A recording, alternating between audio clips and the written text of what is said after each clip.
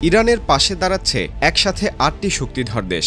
Russia, চীন, উত্তর Korea, Pakistan, Algeria, Syria, Lebanon আর ইরাক। সবাই ঘোষণা দিয়েছে ইরানের ওপর হামলা মানে আমাদের ওপর হামলা। পুতিন নিজে জানিয়ে দিয়েছেন প্রয়োজনে রাশিয়া সরাসরি অস্ত্র দেবে ইরানকে। গত জুন মাসে আমেরিকা ইরানের কয়েকটা পরমাণু স্থাপনায় সরাসরি হামলা চালিয়েছে। তাদের দাবি ছিল এই স্থাপনাগুলো নাকি বিশ্ব শান্তির জন্য হুমকি হয়ে উঠেছিল। কিন্তু ইরান সঙ্গে সঙ্গে পাল্টা জানায় এই হামলা একেবারেই অযৌক্তিক। আর এই ঘটনার পর রাশিয়া, চীন, পাকিস্তান, উত্তর কোরিয়া এমনকি আফ্রিকার আলজেরিয়া পর্যন্ত ইরানের পাশে দাঁড়িয়ে সমর্থন জানায়। ভাবুন তো, এত বড় বড় দেশ যদি একসাথে ইরানের পক্ষে কথা বলে তাহলে আমেরিকার অবস্থাটা কি হতে পারে? প্রথমেই মুখ খোলে চীন। চীনের পররাষ্ট্র মন্ত্রণালয় স্পষ্টভাবে জানায় আমেরিকার এই হামলা পুরো মধ্যপ্রাচ্যে আগুন জ্বালিয়ে দিতে পারে। তারা বলে এটা জাতিসংঘ সনদের সরাসরি লঙ্ঘন। এরপরই রাশিয়া জানায় কোনো সার্বভৌম রাষ্ট্রের ভেতরে মিসাইল বা বোমা ফেলা দায়িত্বজ্ঞানহীন সিদ্ধান্ত।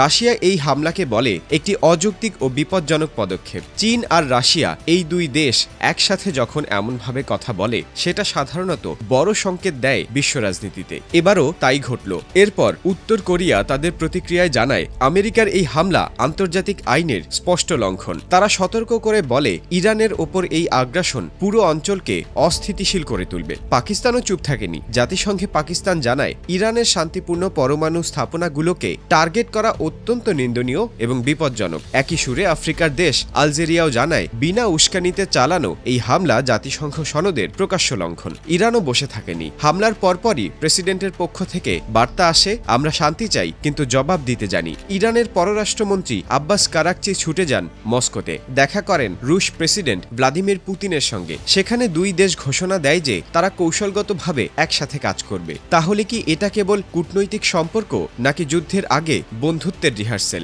এই প্রশ্নই এখন ঘুরছে বিশ্বজুড়ে। এরপর শুরু হয় জাতিসংঘে উত্তপ্ত পর্ব। নিরাপত্তা পরিষদের জরুরি বৈঠকে একে একে মুখ খোলে চীন, রাশিয়া, পাকিস্তান ও আলজেরিয়া। রাশিয়ার রাষ্ট্রদূত ভাসিলি নেভেনজিয়া বলেন ইরানের পরমাণু স্থাপনাগুলো শান্তিপূর্ণ, সেখানে হামলা ভয়াবহ পারমাণবিক বিপর্যয় ডেকে আনতে পারে। চীনের রাষ্ট্রদূত হু কং বলেন এই হামলা শুধু ইরানের নিরাপত্তা নয়, পুরো বিশ্বের শান্তির জন্য হুমকি। পাকিস্তানও জানায় এভাবে কেউ পরমাণু কেন্দ্র আক্রমণ করলে একদিন তার ক্ষতি সবাইকে ছুঁয়ে ফেলবে। জাতিসংঘে এখন যে ভাষায় আলোচনা চলছে তাতে বোঝাই যাচ্ছে বড় কিছু হয়তো সত্যিই আসছে সামনে। এই ঘটনার পর থেকেই পুরো মধ্যপ্রাচ্য এখন এক ধরনের ভয় আর অনিশ্চয়তায় ভুগছে। ইরান বলছে তারা প্রতিশোধ নেবে, কিন্তু কবে এবং কিভাবে সেটা কেউ জানে না। ইসরায়েল বলছে তারা যে কোনো হামলার জন্য প্রস্তুত। অন্যদিকে আমেরিকা দাবি করছে এটা আত্মরক্ষার পদক্ষেপ ছিল। কিন্তু সবাই জানে এই যুদ্ধ যদি ছড়িয়ে পড়ে সেটা থামানো আর কারো পক্ষে সম্ভব হবে না। রাশিয়ার পক্ষ থেকে বলা হচ্ছে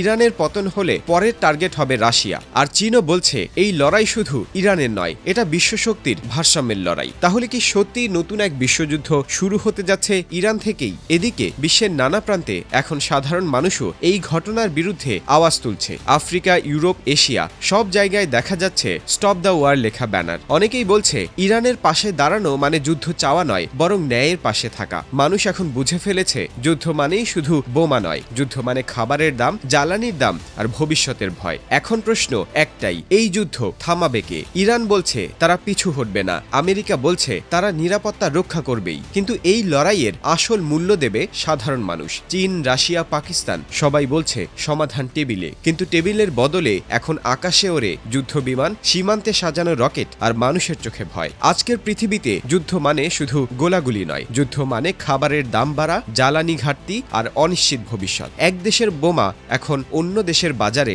আগুন লাগায়। তাই প্রশ্নটা আবার ফিরে আসে, এই যুদ্ধ কে থামাবে, মানুষ না রাজনীতি?